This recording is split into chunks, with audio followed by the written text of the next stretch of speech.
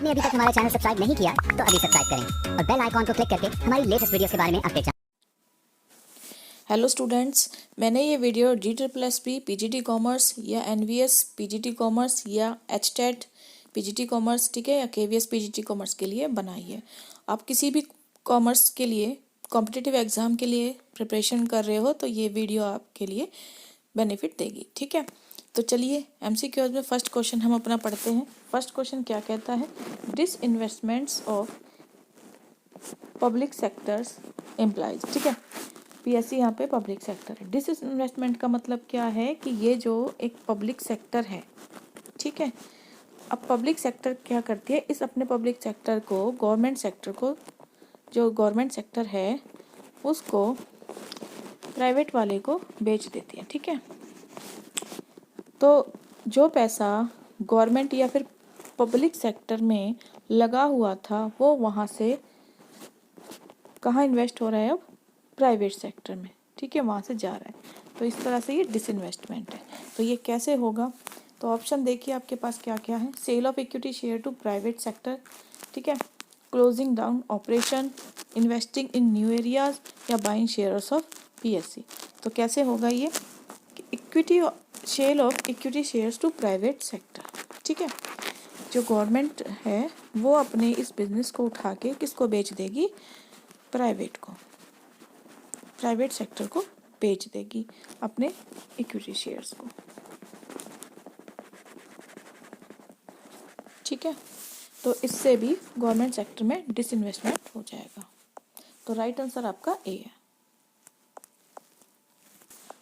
Next देखिए, PSCs are organised on by, किसका अधिकार होता है इस पे, joint Hindu family, government, foreign companies या प्राइवेट। अभी मैंने बताया कि गवर्नमेंट के अंडर होता है PSC, यानी पब्लिक सेक्टर, ठीक है। तो गवर्नमेंट आपका राइट आंसर हो जाएगा।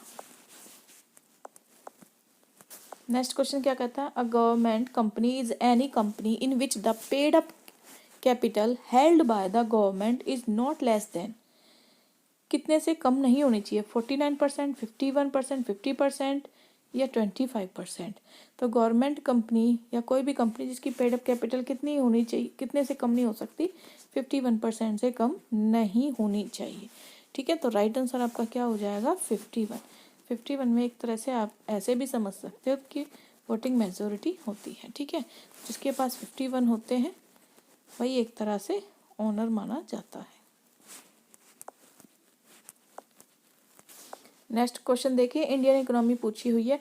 आपकी जो इंडियन की इकोनॉमिक्स है वो कैसी है, ठीक है। Socialist economy, pure market economy, mix economy, traditional economy, ठीक है। तो आपकी कैसी है, आपकी जो इंडिया है उसमें आप आसपास देखते होंगे कि प्राइवेट सेक्टर भी आता है, ठीक है, और पब्लिक सेक्टर भी आता है।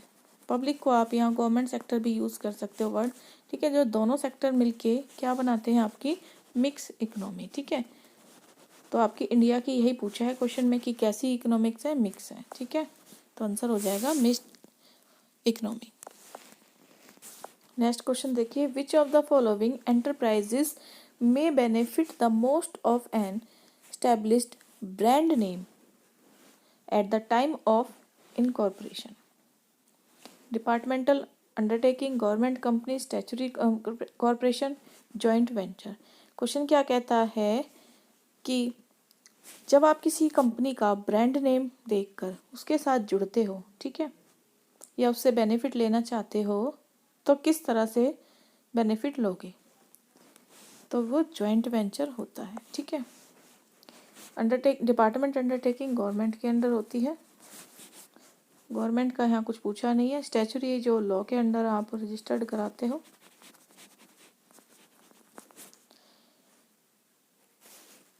ठीक है। और यहाँ क्या पूछा है कि आपने क्या कराया है, बेनिफिट लेने के लिए किस चीज़ का, ब्रांड नेम का, कोई कंपनी स्टैब्लिश की है, ठीक है।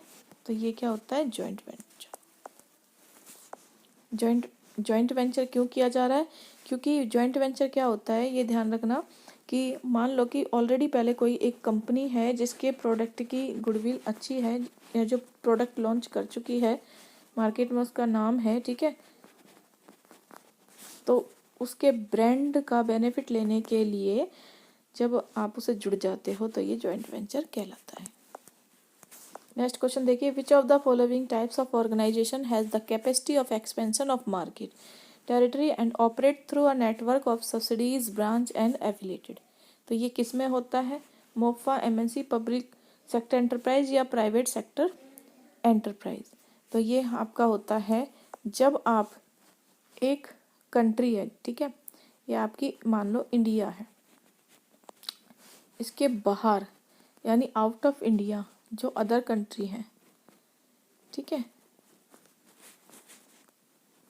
वहाँ की मार्केट में आप कोई ब्रांच खोल देते हो, ठीक है, या वहाँ जाके कुछ आप अपना एक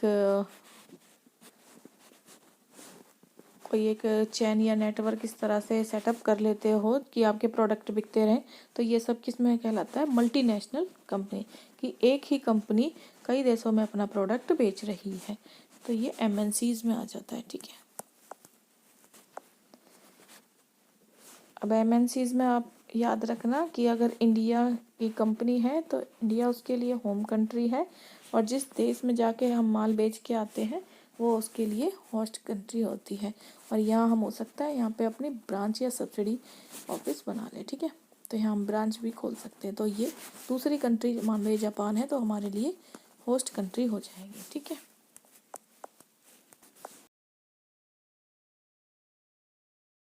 Regarding recent government policy measures towards the public sectors is या आर ट्रू, ठीक है। तो पब्लिक सेक्टर के लिए जो गवर्नमेंट जो भी काम करती है अपनी पॉलिसी के तहत, उसको आप कैसे मेज़र करोगे? Restructuring and reviving potential wear public sectors undertaking, ठीक है, ये बात तो बिल्कुल ट्रू है।